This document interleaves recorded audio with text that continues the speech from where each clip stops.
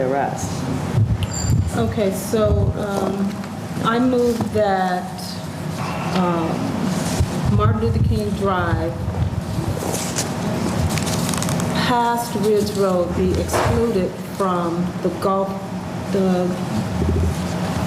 streets which golf cart vehicles may be operated on. Did I say that right? May not be operated. May not be operated on. Section is 37. Can you get it again? Yeah, really. I don't think I can say that again. Oh, okay. I move that Martin Luther King Drive past Ridge Road be excluded, south of Ridge Road. Yeah, just Okay, so, South of Ridge Road be excluded from the streets on which golf cart vehicles may not be operated. Is there a second on that amendment? second. Second by Councilwoman Hatchett? Okay, roll call on the amendment to exclude Martin Luther King south of Ridge Road. Councilwoman Brown? Yes. Councilwoman Caldwell? Yes. Councilwoman Hatcher? Yes. Councilman Prothos? Yes. Councilwoman Rogers? Yes. Councilman Smith? Yes. Councilwoman Sparks Wade? Yes. Councilwoman Wyatt? Yes. And President Brewer? Yes. Mr. President, the vote is 9-0. Vote of 9-0, Martin Luther King south of Ridge Road has been excluded from section 16. 16L, I'm sorry. What is the time frame for this to take place? It's effective upon passage. And signature of the mayor. Okay.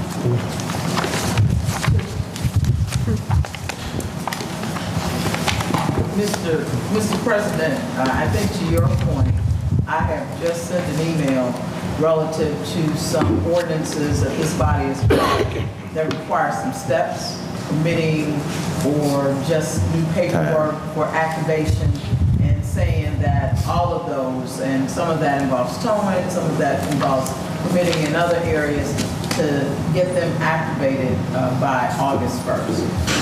So you think by August 1st you will have all the paperwork and everything has in place? We have the paperwork necessary for this to make it happen. So can we add that this ordinance will not go into effect until August 1st? Because if we pass it today, we're putting it in law today. Well, I'll sign it right away. I'll sign it. So here's what I do, because this one seems to be very straightforward. We can probably get this online by Monday. Okay. But I'm just talking generally about some things that need to be done with some of the other ordinances. But we can get this online by Monday. Okay. So I'll go ahead and sign it. All right. Okay. If there's no other discussion by council members, I'll move to the public at this time. Public portion is now open. For anyone who'd like to speak for or against CPO 2018-23, you have 3 minutes to speak on this ordinance.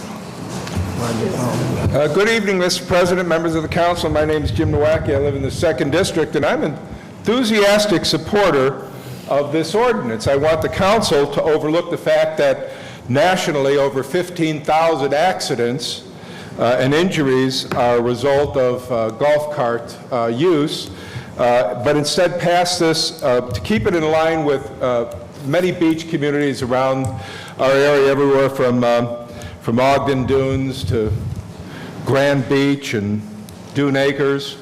This is very common use for these golf carts. I just saw some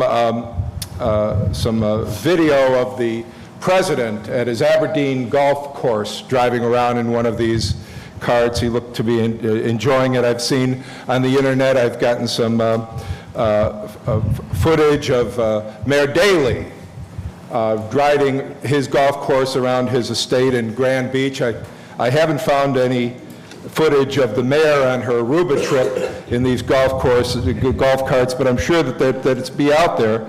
And I would just want to remind the council that while there are some liabilities to operating these golf carts, by and large, they are an amenity to the community.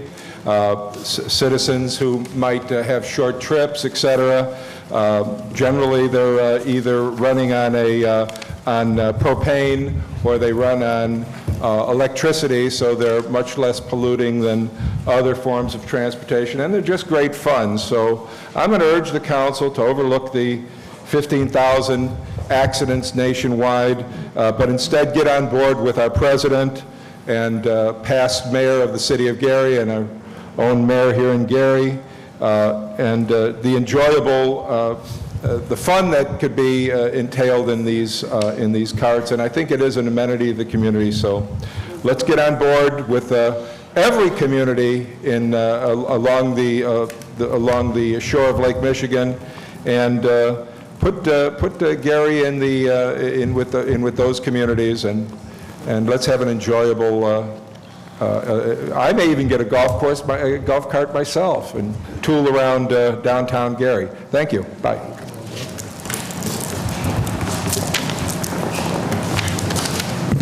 Civil rights activist, Mr. Reeser. I'm for this ordinance.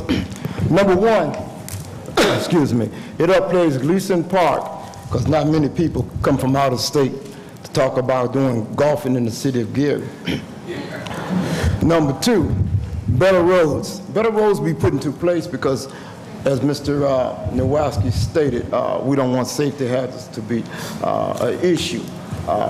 Somehow, some way, more revenue will be brought, I'm sure, by the city, whether it be new entities brought in, or whether it's some sort of permit, or with some sort of fees attached to it. So that goes hand in hand.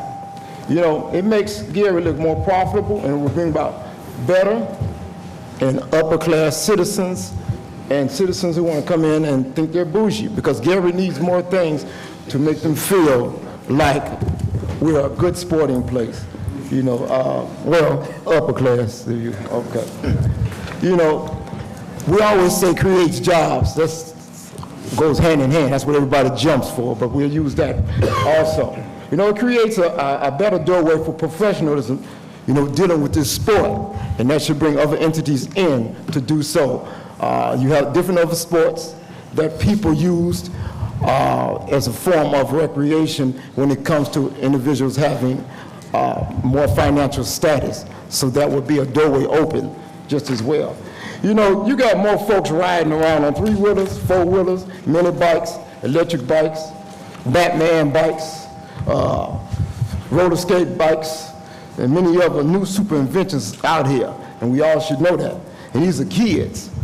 And these are overgrown kids just as well. And I'm not saying that if you let them do so, the other ones should be able to ride the golf carts, but they're not mandated to do anything. And those are people that I'm really concerned about, who's coming in and doing whatever they want. You know, if you can chastise a golf cart, which is dealing a good sport entity, then you can chastise the other ones. You know, the location is fine. Gary has to come back. I used to visit this town with my family as a kid. My father had rental property, and Gary was booming. And it didn't take overnight to tear down. It's not going to take overnight to build back. So we need to open up the door to make our town be respectable and well-known, other than anything dealing with crime. Thank you.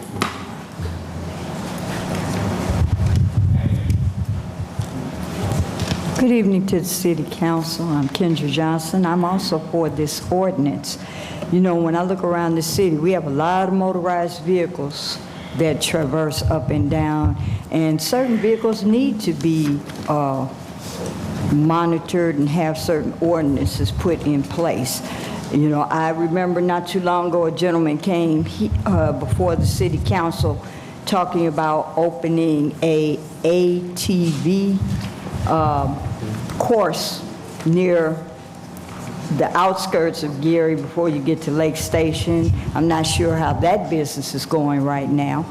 But then, you know, with people, you have to be careful with these vehicles, because as the previous speaker said, that they can lead to accidents. But when you have certain things under certain ordinances, then there shows a matter of concern and safety. Now all we have to do is make sure that other motorized vehicles, such as these mopeds and mini bikes that look like my grandson can ride are also being taken care of and being monitored and under ordinance. Thank you.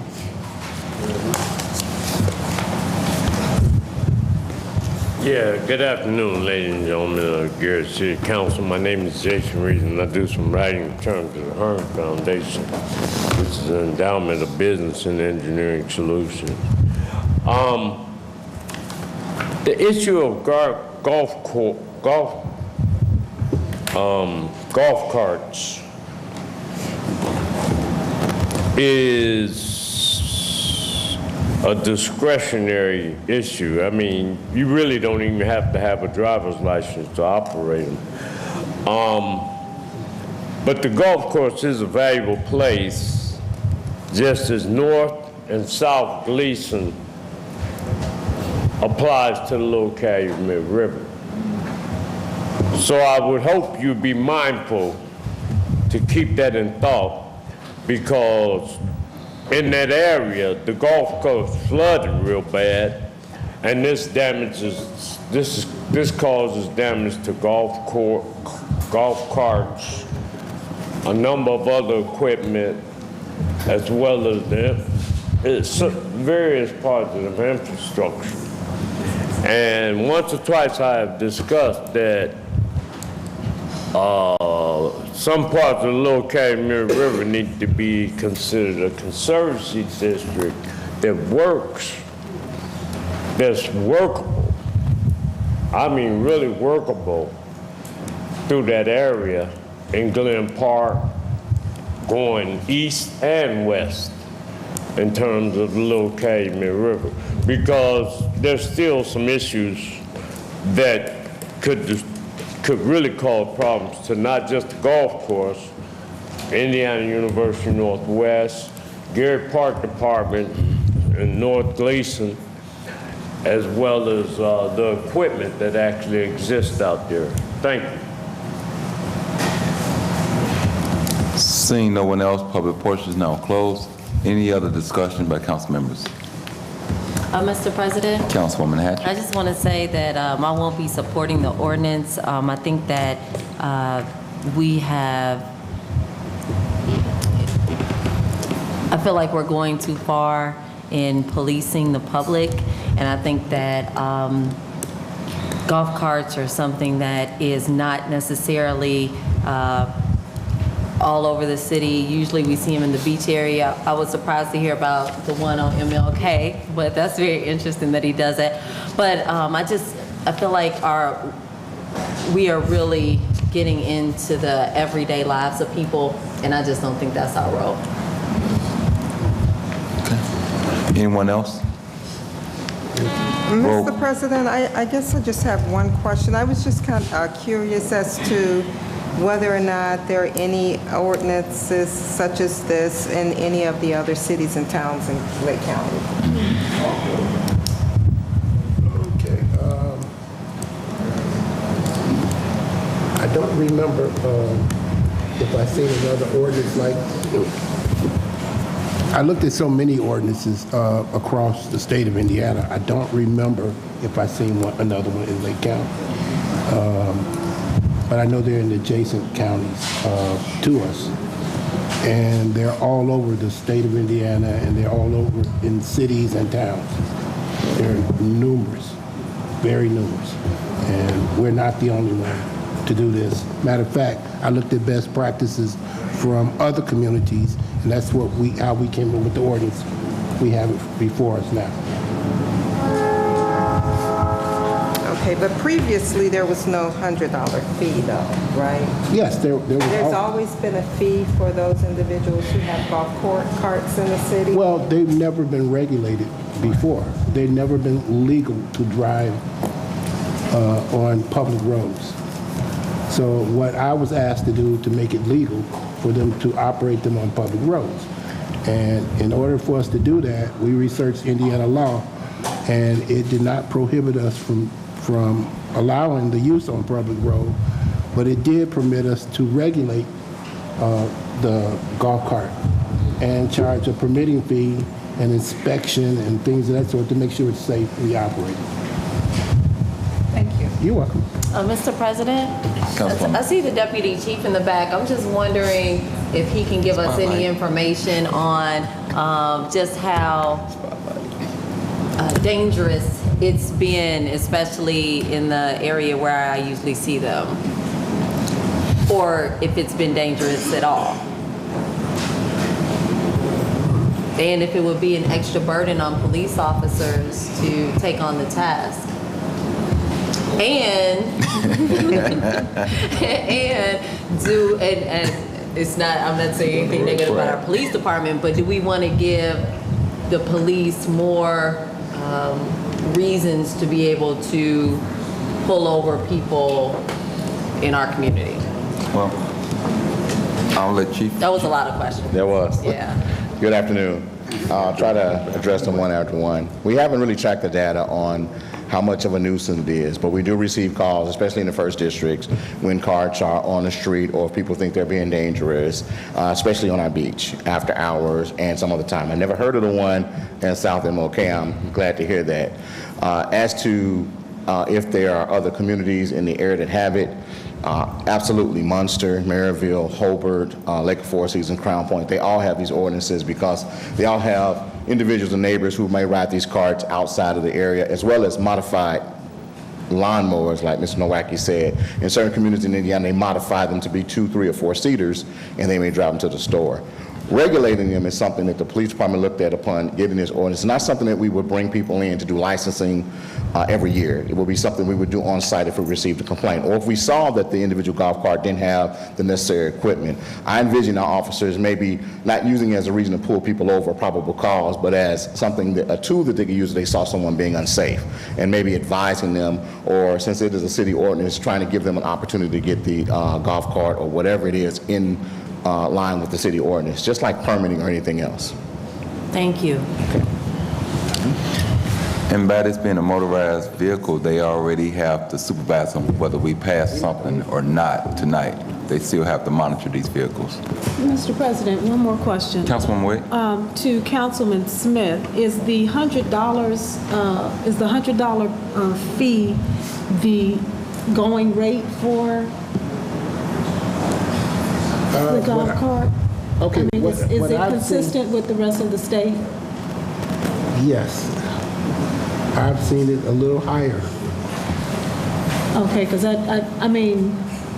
I know they're accustomed to riding their golf carts during the course of the year without having to pay a fee, and I just thought starting off with the $100 was a bit much. Well, the fee is for, the $100 initially is for the inspection, because an officer has to inspect it, or a police designated person has to inspect it, and that's for permitting its use on the roads.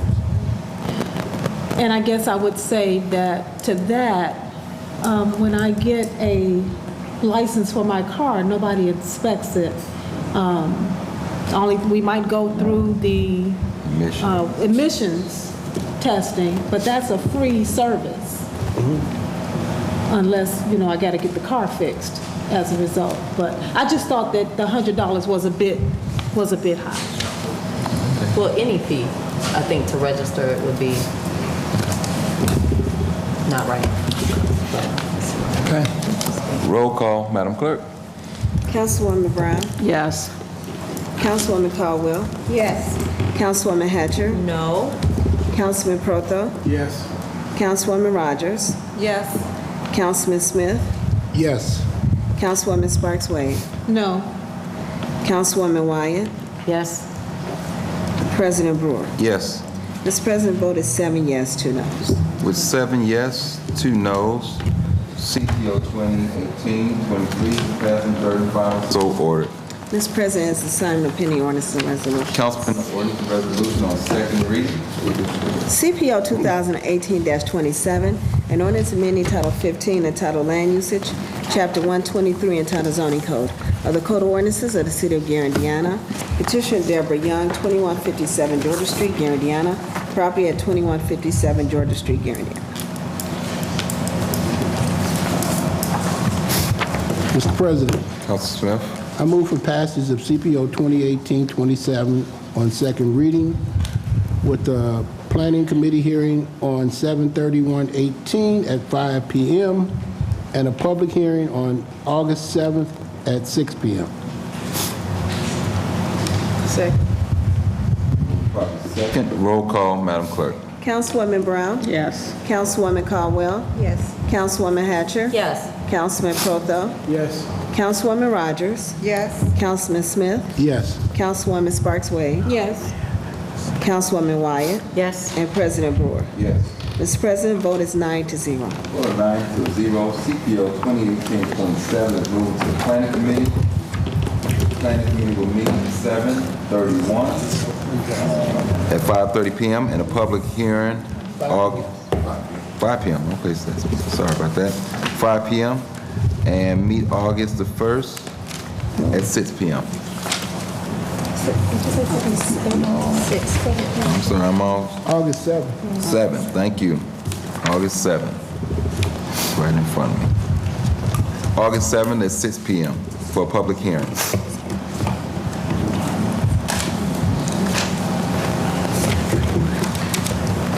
CPO 2018-28, an ordinance amending Title 15 entitled Land Usage, Chapter 123 entitled Zoning Code of the Code of Ordinances of the City of Gary, Indiana. Petitioner Arnisha Fulton, 1139 Idaho Street, Gary, Indiana. Property at 1139 Idaho Street, Gary, Indiana. Mr. President, Councilor Smith? I move for passage of CPO 2018-28 on second reading with a planning committee hearing on 7/31/18 at 5 p.m. and a public hearing on August 7th at 6 p.m. Second. Been moving properly second. Roll call, Madam Clerk. Councilwoman Brown? Yes. Councilwoman Caldwell? Yes. Councilwoman Hatcher? Yes. Councilman Prothel? Yes. Councilwoman Rogers? Yes. Councilman Smith? Yes. Councilwoman Sparks Wade? Yes. Councilwoman Wyatt? Yes. And President Brewer. Yes. Mr. President, vote is 9-0. Vote of 9-0. CPO 2018-28 is moving to the Planning Committee. Planning Committee will meet July the 31st, 2018 at 5 p.m.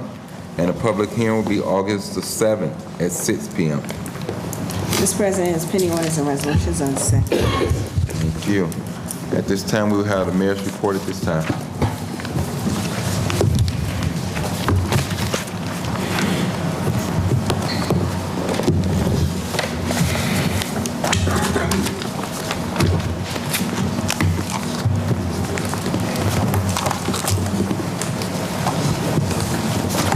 Good afternoon or good evening, members of the council, Mr. Chairman, and members of the public. As it relates to announcements, I would like to share the following. There are free swim lessons being given at Towson Park. It's every Thursday and Friday through August 10th. They occur at 11 to 12 in the morning and 5 to 6 in the afternoon. And it is a collaboration between the city and the park department as well as the American Red Cross. In addition to that, the city of Gary received a Cities of Services grant from the Cities of Service organization that was created by the Bloomberg Foundation. The grant was for $25,000. Gary was one of 10 cities, and it is called the Love Your Block Grant. It is for neighborhood revitalization, and in addition to the $25,000, we get 3 VISTA volunteers to work with the city to really promote services to citizens in the area of neighborhood revitalization and to work with the Office of Constituent Services. This is going to be partnered with our Block Club program effort, along with the work that we have been received to get grants for cleanup kits for communities. So I wanted to make you aware of that. Actually, there'll be 2 AmeriCorps Vistas and not 3. In addition to that, the city was awarded $199,000 for an urban agricultural training and local food access grant known as SARE. It is administered by Purdue University, the Office of Extension, and it proposes to modify our existing urban ag certificate program for the city of Gary. And what it's designed to do is really get more people involved in urban farming, in community gardens, and we have a number of them. This will be used to support that. It's already been said, but I just wanted to underscore the work of our Youth Leadership Council in the Gary Goes Green rally explosion that was held Friday. It started at City Hall. It proceeded to Reed Park, and they had posters, and essentially it is a part of the environmental work that we are doing with our young people that they are leading and driving, but that we are partnering with the National League of Cities to get funding so that we can plan more environmental work among our citizens.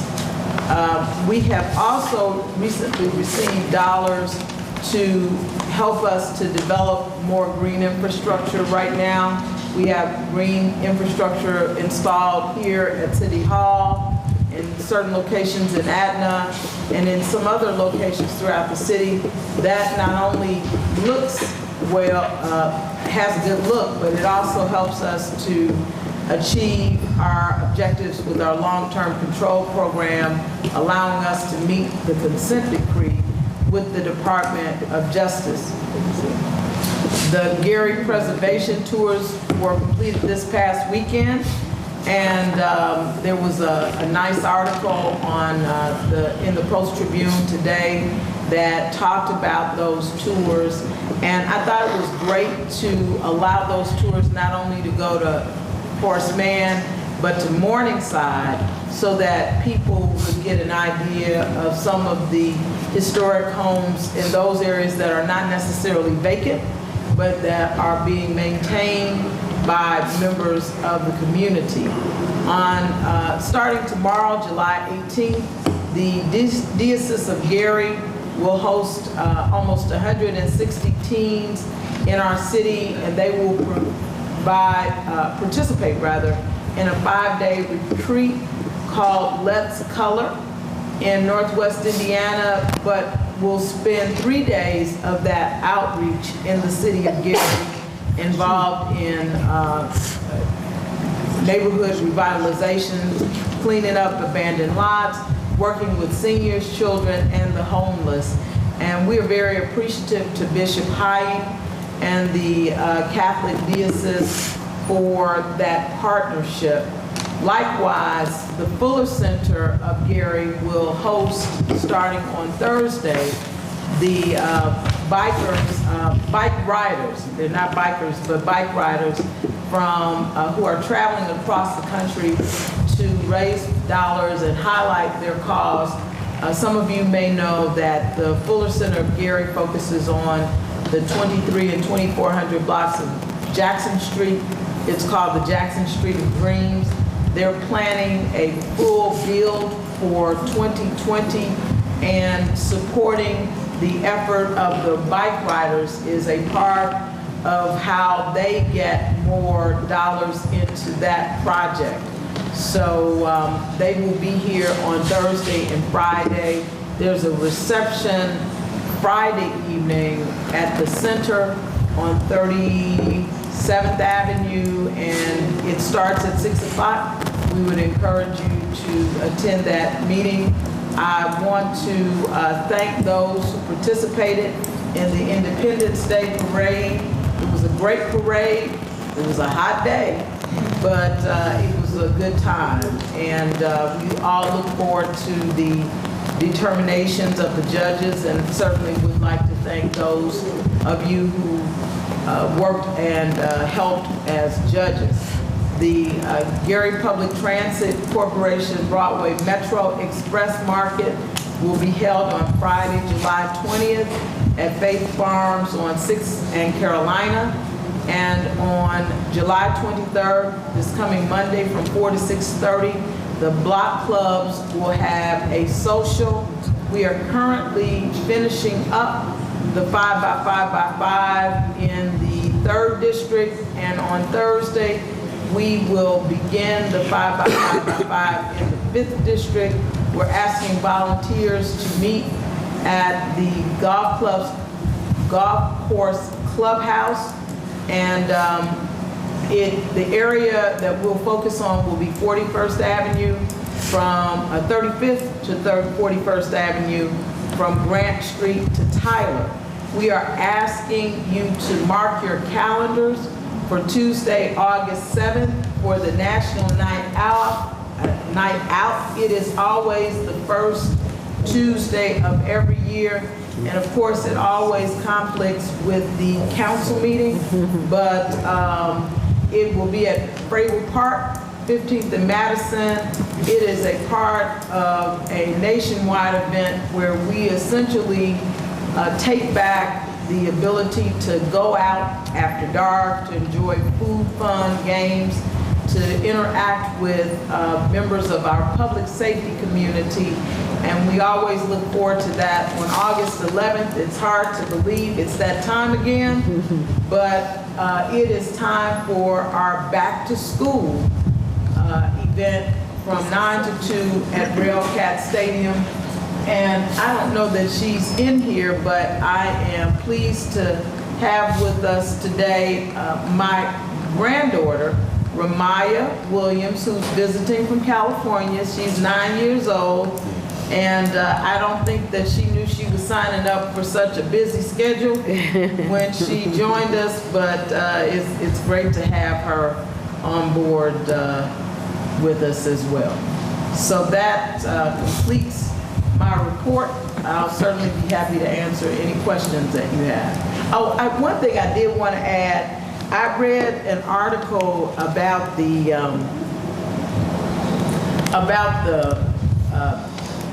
waste facility and the fact that Gary would receive $15,000 to $20,000 a month.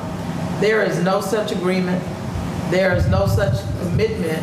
In fact, once we determined that it would be a solid waste facility, we were clear that we were not interested in providing our solid waste because we believe that with the overall plan that we've developed, and this is something that we presented to this council about 4 years ago, that we are in a better position to get much more for the city. So any attribution of any agreement that the city has is absolutely inaccurate. And I kind of spoke with the source of that statement, but I just want the public and this council to know that there is no agreement in place. Any questions for the mayor at this time? Mr. President? Councilwoman Rogers? Mayor, you spoke about a particular grant, and I wanted to know if you indicated that those funds will go toward, I believe, is it the Vacant to Vibrant program that those funds will go toward? And what's the name of the grant again? So those dollars actually will be used in partnership with the Vacant to Vibrant program, and this is a program that's sponsored by Purdue University. It's called it's an urban agricultural training and local food access grant known as SARE. And it helps to train residents in the development of community gardens and urban farms. And you talked about Vacant to Vibrant. The program that actually allows us to establish green infrastructure is the Vacant to Vibrant program. We've been involved with that program about 3 years now, and that's done through the Cleveland Botanical Garden. That was a grant for that as well. Thank you. Any other questions for the mayor? Mr. President, Councilwoman Wyatt?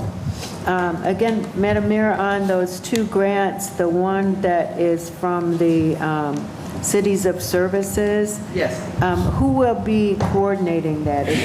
Would that be? LaShawn Brooks will be coordinating that. She is our cities. So we have actually been designated a Cities of Service through the Bloomberg Foundation, and LaShawn is the person that's coordinating that grant. Okay, and then the other one, the Purdue Extension Grant, who will coordinate that? That will be coordinated through Brenda Scott Henry. Brenda, okay, thank you. You know, in talking to our team internally, there are a number of dollars, either for technical assistance, direct dollars that we've received throughout the course of the year. So I asked them to compile a list with that information, how much, where it's from, who's coordinating it, so that to the extent that there are dollars to be passed out or distributed to the public, we'll be able to do that, and folks will know where that money's coming from. That's good, thank you very much. Thank you. I also wanted to add that we had a couple of delays, and largely because of the holiday with the second crew, but they should be on board and out working this week. So normally we would wait until Monday. I don't want to do that. I want to get folks out because as we said when you all did it, we consistently get the concerns raised about the overgrowth. Well, I'd like to acknowledge Attorney Lay, a former member of this body that's in the audience with us also. And I wanted us to kind of talk about the economic development tour, but Senator Melton, I see he didn't make it. I guess we wore him out a little bit today, Mayor. He didn't make it, so I don't want to steal the thunder out of that. So I'll have him here hopefully at the next meeting. That would be great. That would be great. But I would just add, and the president knows this, that we had a group of very important visitors that we were able to take, and visitors from the Indiana General Assembly who were able to travel and tour with us through Gary, and came away with, I think, some very enlightening information that we should be able to put forward in the next session of the General Assembly. But I don't want to steal Senator Melton's thunder as well, and so we'll just wait until he comes at the next meeting. All right, okay. I know I want to have the next meeting. I didn't realize National Night Out was so close. And I thought maybe we would have it where there's a pavilion, but there's no pavilion that would be provided. And I don't know what the temperature would be, so I won't schedule a meeting on that day. I would ask if we would move council meeting to the 8th instead of the 7th, since it's National Night Out. And it is inside of the, I believe that's the 4th district? Yes. Yes. Okay. Can I have a motion to move council meeting to the 8th? Mr. President, I move that our next council meeting be August 8th instead of the 7th because of the night out. Second. Been moving properly second. Roll call, Madam Clerk. Councilwoman Brown? Yes. Councilwoman Caldwell? Yes. Councilwoman Hatcher? Yes. Councilman Proto? Yes. Councilwoman Rogers? Yes. Councilman Smith? Yes. Councilwoman Sparks Wade? Yes. Councilwoman Wyatt? Yes. And President Brewer. Yes. Mr. President, the vote is 9-0. Vote of 9-0. The regular scheduled council meeting from August the 7th will move to August the 8th, starting at 6 p.m. inside the council chambers. At this time, we have a couple of speakers for tonight.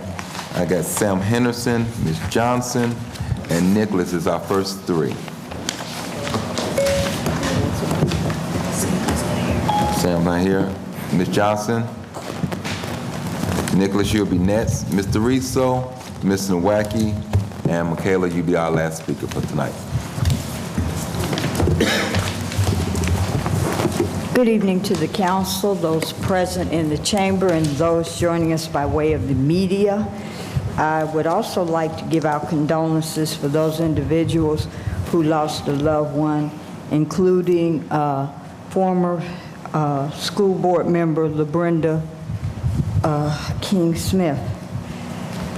I'd also like to send out congratulations to my oldest child, my daughter Saritha Harvey Young, and her husband Vance Young, on welcoming a brand-new addition to their family that was born at 4:45 this afternoon. Mom and baby are doing well. It was great to hear about Hatcher Pavilion, the pool being filled. I had a conversation with the director of the park department as well as one of the board members about an idea for Hatcher Pavilion, and once we met and had some more discussion, I will, and they agreed. The preliminary discussion was beneficial, and they were very interested in my idea, and hopefully, after some more conversation, I could announce what the project is. July 10th had to be my busiest day because before 5 o'clock, I was at Steel City Academy's open house. Then at 5:30, I was at 839 Broadway for the annual 2018 action plan. And then I had to go back to the Career Center at 6 o'clock for the emergency manager's first public meeting about the Gary Community School Corporation and its progress. And then I had to come back to the Art House for the mayor's 5-year plan, financial plan concerning Gary. And I'm sending some shouts out, especially to Ernest Walton, my parent from Williams that got me to that meeting, and also to the young lady from the Indiana Parenting Institute that got me from Steel City to the 839 meeting. Yes, the Community Crusader was on the road and doing her job. And lastly, I want to remind everybody that the first day of the Gary Community School Corporation is August 13th, and there are 3 school supply giveaways being given on August 11th almost at the same time. Parents, pay attention. And lastly, parents of all schools in Northwest Indiana, save the date of August 18th from 8 a.m. to 3 p.m. There will be a huge event at IUN, and I will give you more details forthcoming. Thank you.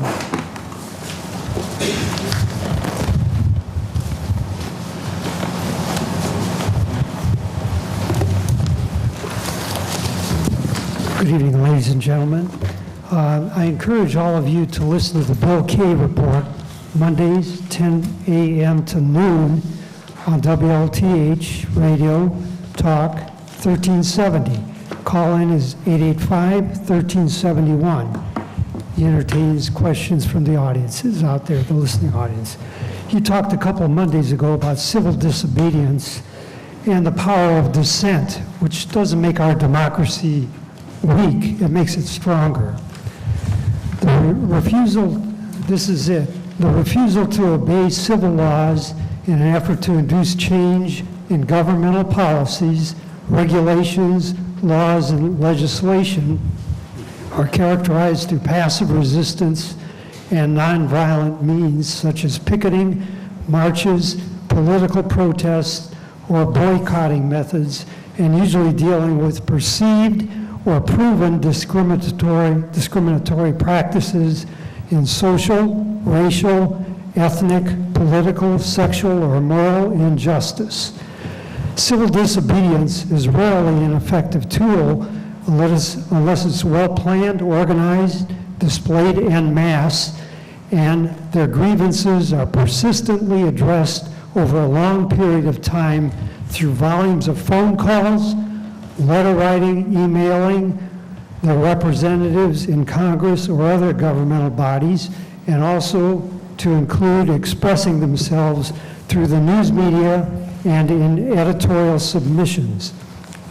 Good examples of leaders who use civil disobedience effectively are Mohandas Gandhi in the 1930s and 40s, Martin Luther King Jr. in the 1950s and 60s, and to this day, Father Michael Pfleger and Reverend Jesse Jackson in Chicago. Agitation, persistence, determination, and sustainability in a movement by large groups of citizens are the main components in nonviolent revolution and become agents of change for a more just, peaceful, and better world. Thank you.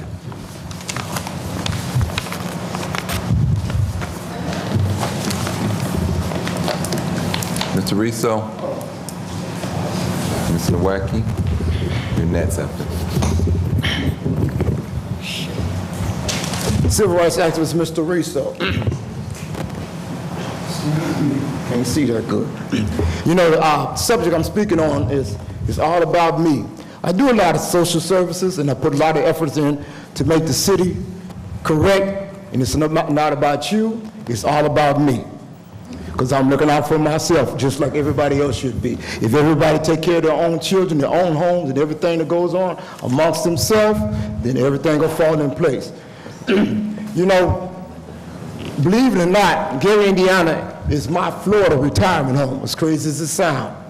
I've stayed in many other places. There was a little bougie, as I like to say. However, Gary is where I'm going to die, hopefully. The other day, approximately 2 weeks ago, I was listening to 105.9, and I heard the mayor speak. And she spoke on creating, like other cities and states, the community response system, where in which she had 6 individuals get paid for coming out and dealing with the community as far as different altitudes. You know, many years ago, when you speak of negative items in the city, I'm talking about many, many years ago, in the town and the world, we all spoke of racism. Now it's about police brutality. The relationship between the citizens and the police department and many others has really weakened to the extent that automatically the police are guilty, which is not always the case, or automatically the young person is guilty, and we need to change that. I am vying to be a tool if the mayor would accept it. I myself, I am community orientated. I would like to try to strengthen that tool and go out and help before she gets the program started, because we need it now. She needs the backing of this program, and go out and speak to these individuals and help out to make things my utopia. I'll do it at no charge, because if I take the money, in my opinion, I owe somebody. Owe means own, in my opinion. And I don't want to be owned by nobody except a woman. Depends on who the woman is. And she got running here.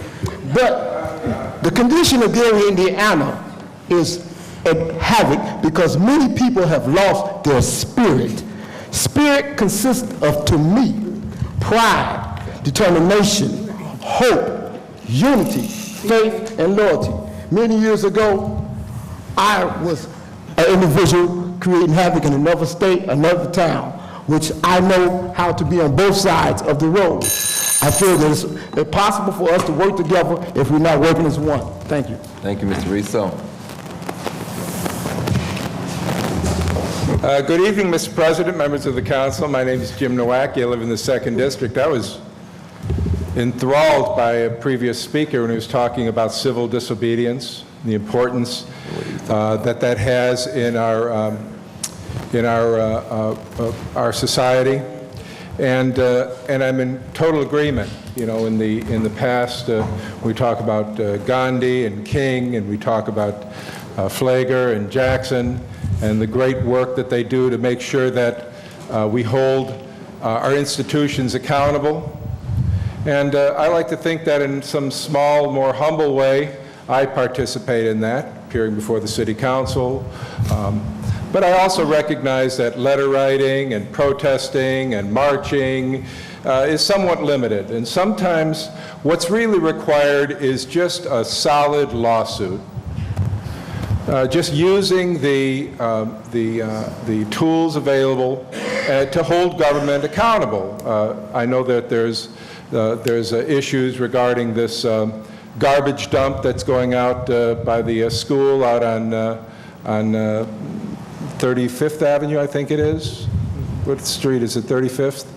I know there's this other deal with Mayor Daley and his Mayaco scam. And while we feel that we can just, that we're helpless to affect things in our community, I would just want to encourage the council and encourage the public that we are not without ability to change things. You know, we saw that we saw that most recently in international news regarding the Helsinki meeting between the Soviet Union and the United States. But I have to tell you that while we can be discouraged when we see the conditions in our city, when we see the lack of progress, when we see the declining population, when we see the schools, the housing authority, and all of the institutions really not meeting the basic needs that any community would expect from their institutions that serve them, the government, whether it's federal, state, or local. I have to tell you that maybe it is time for some more lawsuits. You know, we only have in this city 11 people who are in charge of really the entire city. We've got 9 members of the council, we have a mayor down the hall, we have a city judge, and between the 11 of you, you make every single decision. But sometimes we have to hold you accountable too. Thank you. Hi, my name is Michaela. I live in the 5th District. I was very enthralled by the odd kind of covert, subvert thing about a lawsuit just now. I think that's hilarious and completely unnecessary. I mean, you know, if people need to be sued, they need to be sued, but I don't even think that we're at the point where we need to be talking about threatening people with lawsuits over something, because this is, in terms of Maya Energy, it's a problem, and it's a very big problem, but it's a problem that's very easily undone. Talking about empowerment, I definitely do believe very strongly and agree that we are not powerless, but we do live in a system in which some of us are afforded more power than others. And I think that that power needs to be used to the benefit of everyone. And I think that obviously something can very easily be done about Maya Energy by this body and about the airport by this body. And I think that that's going to prevent a lot of problems in the long run, and I think that it'll prevent future problems too. It would not be difficult to prevent solid waste facilities from being built near schools. Tonight we had an ordinance about a golf cart. If we can do that, we can do almost anything if we can regulate golf carts. And speaking to that, there seems to be this kind of, I really appreciated Councilwoman Hatcher's remarks about kind of being mindful of not regulating the day-to-day lives of people, not making regulation into an oppressive process. And I think that there's always this kind of attention we have to the city budget, and not always so much an attention to the freedom of residents and the quality of their lives. The pet fee thing that was in the media, I thought that was interesting, because still when you go to Team Gary's website, still when you go to the animal control website, there's not really any mention of how a person even pays that. And yet now there are all these people who conceivably don't know about this thing that they were supposed to have paid. And what will be the ramification of that? Can that be weaponized against people? Can the golf cart regulation now be weaponized against people? And are we using our time and our power in this space in a way that weaponizes seemingly innocuous things against residents of the city? Or are we using this time and space in a way to empower those citizens and those residents. Thank you. Thank you. That was our last speaker. I'd like to thank everyone for coming out and joining us on tonight. I'll entertain a motion for adjournment. We're now adjourned. We will see you on the 8th of August at 6 p.m.